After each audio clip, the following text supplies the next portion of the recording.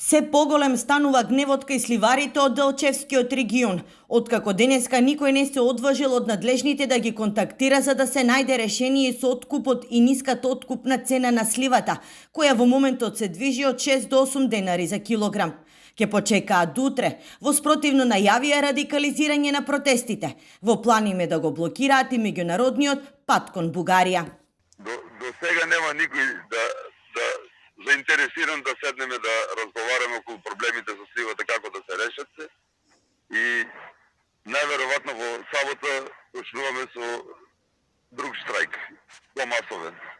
Можно и меѓународниот патот за Бугарија да биде блокиран, ќе видиме тоа плагано ќе се договараме.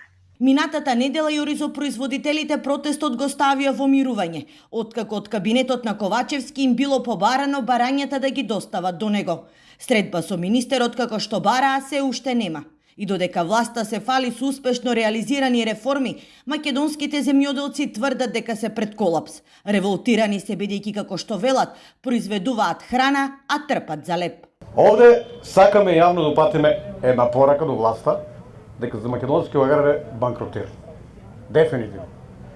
Да упатиме порака и до граѓанството дека ние ќе бидеме гладна нација. Ќе немаме храна да се прехраниме. 10% од површините не се обработуваат. Вака не се живее, затоа што еве зима иде, кој може сега дете да прати на школа, кој може дрва да си купи. Фактички нема живот више. Тешка зима ги очекува и сточарите. На 7 септември на врата на министерот Николовски ќе му чукнат одгледувачите новци, а гневот е голем и кај свињарите од Облешево, каде што во радиус од 3 километри се уништуваат свињите поради африканската чума.